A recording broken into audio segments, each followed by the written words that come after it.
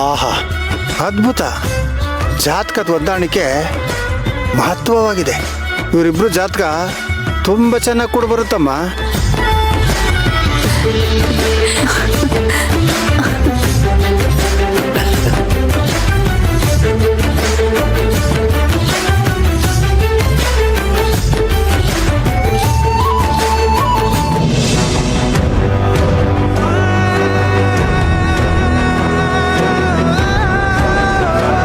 ಏಯ್, ನೀನೆಲ್ಲಿಗೆ ಹೋಗ್ತಿದ್ಯಾ?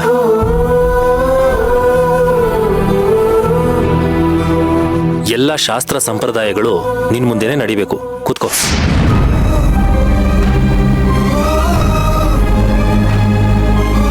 ಕೂತ್ಕೋ.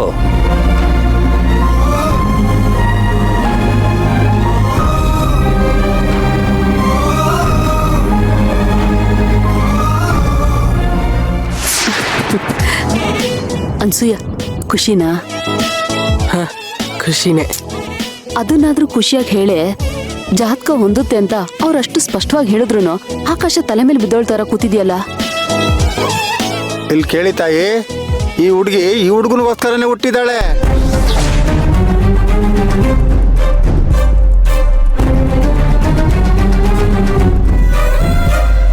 ಇವರಿಬ್ರು ಮದುವೆ ಆದ್ರೆ ಶಿವ ಪಾರ್ವತಿ ತರ ಇರ್ತಾರೆ.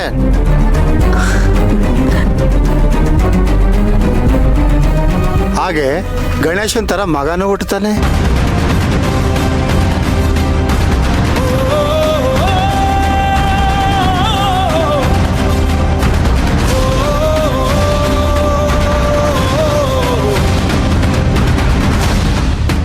ಹೀರಾ, ನನ್ ಬಂಗಾರ.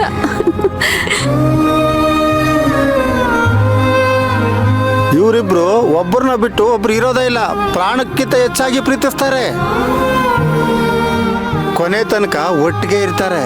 ಈ ಜೋಡಿನ ದೂರ ಮಾಡೋದಕ್ಕೆ ಯಾರ ಕೈಯಿಂದನೂ ಸಾಧ್ಯ ಇಲ್ಲ. ನಮ್ಮ ಮನೆಗೀಗ ಹೊಸ ಬೆಳಕು ಬಂತು. ಕಡೆಗೂ ಗಣಪತಿ ನನ್ನ ಆಸೆನ ಈಡೇರಿಸ್ಬಿಟ್ಟ. ಗಣಪ, ನಿನ್ ಸನ್ನಿಧಾನಕ್ಕೆ ಬಂದು ವಜ್ರದ ಹಾರ ಹಾಕ್ತೀನಿ.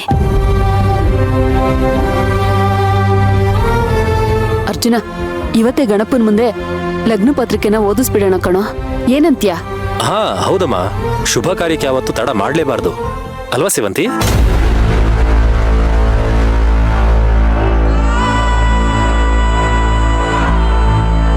ಯಾಕೆ ಮೇಡಮ್, ನೀವೇನು ಮಾತಾಡ್ತಾನೆ ಇಲ್ಲ?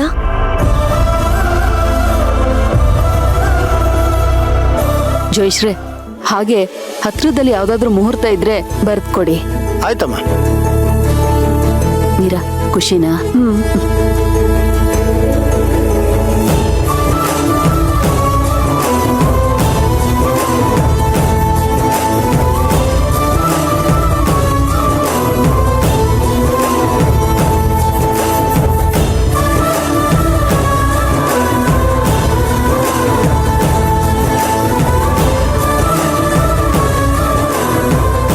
ಈ ಎಲ್ಲ ಮುಹೂರ್ತಗಳು ಪ್ರಶಸ್ತವಾಗಿದೆ.